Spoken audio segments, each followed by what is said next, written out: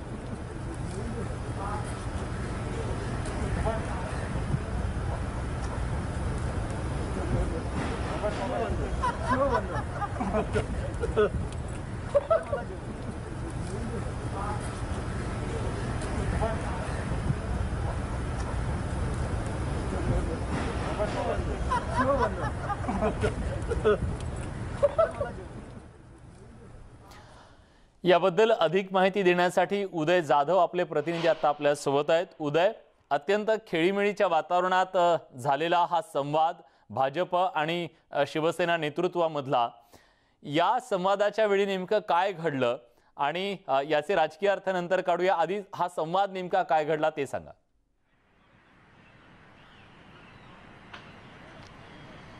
विलास, आज जी काय महत्त्वाची बैठक होती विधान भवनामध्ये येणारे पावसाळी अधिवेशनाच्या संदर्भात, आणि ती बैठक संपल्यानंतर मुख्यमंत्री उद्धव ठाकरे हे विधान भवनच्या पायऱ्या उतरले आणि आपल्या कारमध्ये बसले. कारमधून ते बाहेर पडणार इतक्यातच विधान परिषदेचे विरोधी पक्षनेते प्रवीण दरेकर, त्यांच्यासोबत विधान परिषदेचे भाजपचे आमदार प्रसाद लाड हे देखील होते. त्यांनी अचानक मुख्यमंत्र्यांच्या जवळ गेले आणि मुख्यमंत्र्यांशी संवाद साधण्याचा त्यांनी प्रयत्न केला. ते मुख्यमंत्र्यांशी बोलत असतानाच मागच्या कारमधून शिवसेना सचिव मिलिंद नार्वेकर हे पुढे आले आणि त्यांनी मुख्यमंत्र्यांना विचारलं की हे तुम्हाला घेरण्याचा प्रयत्न करतायत का. तर त्यावेळेला अतिशय गमतीशीर असा प्रसंग जो आहे तो घडलेला आहे. एकीकडे महाविकास आघाडीमध्ये शिवसेना प्रमुख पक्ष आहे. शिवसेना विरुद्ध भाजप हे जे काय गेले 1.5 वर्ष आपण वातावरण बघितलंय, अतिशय टोकाचं असं ताणलेलं जे नातं आहे राजकीय, ते आपण पाहिलेलं आहे. ते कुठेतरी एक गमतीशीर किंवा काहीसं दिलासा देण्याचा प्रयत्न जे आहे ते देण्याचा प्रयत्न झाला का, यातून निर्माण होतोय. कारण सध्या देखील काही सोशल मीडियाच्या माध्यमातून किंवा काही माध्यमांच्या प्रसार माध्यमांमधून शिवसेना आणि भाजप पुन्हा एकदा युती होईल अशी शक्यता देखील व्यक्त केली जात आहे. मात्र त्याला दोन्ही पक्षांचे वरिष्ठ नेते जे आहेत अशा प्रकारे कुठली चर्चा नसल्याचं सांगत आहेत. मात्र प्रत्यक्षात दोन्ही पक्षांचे जे नेते आहेत त्यांच्यामध्ये अतिशय चांगलं खेळीमेळीचं वातावरण आहे, हेच यावरून दिसून आलेलं आहे. स्वतः शिवसेनेचे सचिव मिलिंद नार्वेकर त्यांचे सर्वपक्षीय अतिशय उत्तम संबंध आहेत आणि त्याचमुळे अशा प्रकारचे गमतीशीर किंवा खेळीमेळीचं वातावरण जे आहे अशा विधान भवनाच्या प्रांगणात असेल किंवा मंत्रालयामध्ये आपल्याला पाहायला मिळतं. मात्र यातून एक चांगलं संबंध जे आहेत एकमेकांमध्ये, भले राजकीय व्यासपीठावर एकमेकांची उणीधुणी काढत असतील, एकमेकांची रस्सीखेच आपल्याला पाहायला मिळत असेल, मात्र त्या व्यतिरिक्त एकमेकांशी अतिशय चांगले राजकीय संस्कृतीला धरून असं वातावरण दोन्ही नेत्यांमध्ये असल्याचं. नक्कीच उदय, तुम्ही सोबत राहाच. आपल्या सोबत आता विरोधी पक्ष नेते प्रवीण दरेकर आहेत, जे या संवादामध्ये होते. खरं त्यांच्याकडूनच विचारूया की नेमकं काय घडलं. प्रवीणजी, काही दिवसांपूर्वी आम्ही सेना भवनाच्या समोर भाजप शिवसेनेचा राडा बघितलेला होता आणि याच दरम्यान आम्ही अशाही काही गोष्टी बघितल्या. काल मग प्रताप सरनाईक यांनी लिहिलेलं पत्र असो किंवा मोदींची घेतलेली भेट असो, कुठंतरी आता सेना आणि भाजप यांच्यातली जी कटुता आहे ती कमी होतीये का, कमी होत चालली आहे का? नेमकं काय घडलं ते सांगा आम्हाला, तुमच्याकडून ऐकायचंय. नाही, एक लक्षात ठेवा, विरोधी पक्ष नेता म्हटला म्हणजे सदा सर्व काळ एकमेकांना त्या ठिकाणी विरोध करणं किंवा त्यांना वेगळं वातावरणात राहणं असं काही त्याचा अर्थ नाही. खरंय. आणि ते राज्याचे मुख्यमंत्री आहेत. आम्ही तिथे गिरीश महाजन, मी, प्रसाद लाड उभा असताना सन्माननीय मुख्यमंत्री मोदय निघाले आणि स्वाभाविकता मुख्यमंत्री राज्याचे, तर आम्ही नमस्कार केला आणि त्यांनी त्या ठिकाणी अत्यंत सौजन्यानं त्या ठिकाणी गाडी थांबवली आणि मग आमचा त्या ठिकाणी वार्तालाप झाला.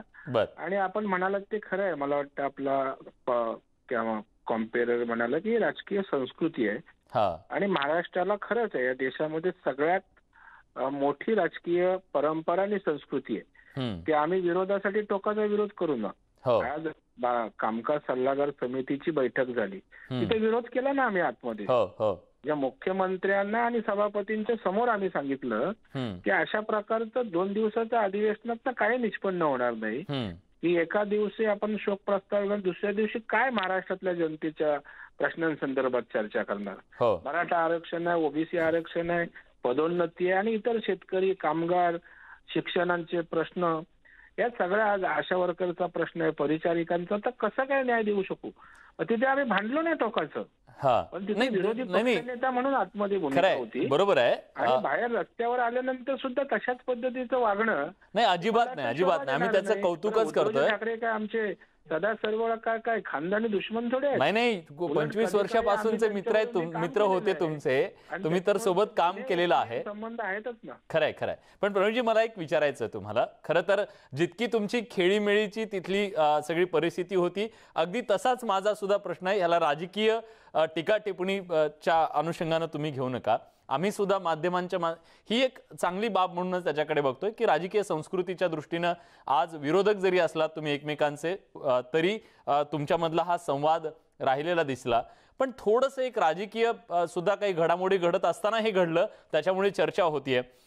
काल जेव्हा पत्र समोर आलं 2 दिवसापूर्वी प्रताप सरनाईक यांचं, त्या पत्रात सुद्धा एक उल्लेख करतायत. ते असं म्हणतायत की भाजपच्या नेत्यांसोबत शिवसेनेच्या अनेक नेत्यांचे जिव्हाळ्याचे संबंध आहेत आणि हे संबंध तुटण्याच्या आधी आपण एकत्र यायला हवं. हे संबंध आज पुन्हा दिसले का, जे गेल्या काही दिवसात ताणलेले होते? नाही, निश्चितपणे त्या पत्राचा परिणाम अदृश्य स्वरूपात का होईना त्या ठिकाणी दिसत होता. मग शिवसेनेचे आमदार असतील, नेते मंडळी असतील किंवा आदरणीय उद्धवजी ठाकरे साहेबांच्या पण आजच्या त्यांच्या वागण्यात, बोलण्यात एक खुलेपणा त्या ठिकाणी दिसला. आणि त्याच्यामुळे मला वाटतं जर चांगले सौहार्दाचे संबंध होत असतील तर मला वाटतं ते राज्यकर्त्यांसाठी पण आणि जनतेसाठी पण त्या ठिकाणी फायद्याचेच ठरत असतात. कारण कुठलीही कटुता त्यातनं निष्पन्न चांगलं काय होत नसतं.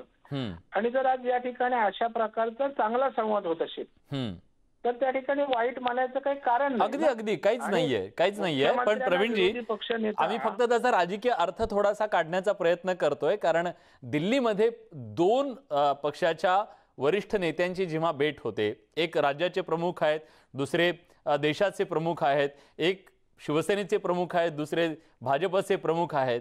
ह्या 2 नेत्यांमध्ये जेव्हा बंद दाराआड चर्चा होते आणि ते एकमेकांबद्दल सकारात्मक बोलतात, स्वाभाविकपणे त्याची राजकीय चर्चा सुद्धा होत असते. तेव्हापासून हे थोडंसं वातावरण बदलत चाललंय असं वाटतंय? नाही, निश्चितपणे आपण एक बघा, या बदलत्या राजकारणाचा परिणाम कसा होतोय तो बघा. आज केंद्रामध्ये त्या ठिकाणी भाजप विरोधी सरकार यावं, ज्याचं नेतृत्व काँग्रेस सहित शरद पवार साहेबांनी करावं, अशा प्रकारची भूमिका किंवा मागणी शिवसेनेचे नेते खासदार संजय राऊत वारंवार करताना दिसले. मग आज राष्ट्रमंचची जी भाजप विरोधी आघाडीची बैठक त्या ठिकाणी होते, त्यामध्ये शिवसेनेला का बोलावलं नाही, याचं उत्तर संजय राऊतांना द्यावं लागणार आहे. कारण जर त्या ठिकाणी पवार साहेबांनी नेतृत्व करावं काँग्रेस सहित, काँग्रेसने वेगळी बैठक बोलवली, त्याच्यामुळे आज तिघांचा त्रिफळा उडालेला आहे ना. एका बाजूला काँग्रेस वेगळी बैठक घेते, दुसऱ्या बाजूला शिवसेने व्यतिरिक्त त्या ठिकाणी पवार साहेब 15 पक्षाची बैठक घेत आहेत आणि शिवसेनेला बोलवलंच नाही. म्हणजे 3 पक्षाच्या 3 वेगवेगळ्या भूमिका या ठिकाणी या सगळ्या राजकारणाच्या पार्श्वभूमीवर बघायला मिळतात. अगदी थोडक्यात सर खरोखर उत्तर द्या, ही त्रिफळा उडालेली परिस्थिती भाजपला संधी वाटते का? अगदी थोडक्यात. नाही, भाजप म्हणून याकडे संधी म्हणून कधीच बघत नाही, कारण तशा प्रकारचं समोरून भाजप बोललं असतं. परंतु आज त्यांच्या तिघांच्या 3 बाजूला त्या ठिकाणी दिशा आहेत हे तर स्पष्ट आहे ना. म्हणजे काँग्रेसची वेगळी बैठक चालली, पवार साहेबांची वेगळी बैठक चालली आणि या दोन्ही बैठकांना शिवसेना नाही. याचा अर्थ तिघांची तोंड 3 दिशेला झालेले आहेत. ठीक आहे. परंतु म्हणून काय भाजपाने प्लॅन केलं का, भाजपाने प्लॅन केला का संधी म्हणून? अजिबात नाही. नाही, माझा असा प्रश्न होता की भाजपला याच्यात संधी दिसतीये का, म्हणजे की, पण ठीक आहे, तुम्ही त्याचं उत्तर दिलं. धन्यवाद. तुम्ही न्यूज 18 लोकमतला याबद्दल सविस्तरपणे माहिती दिली.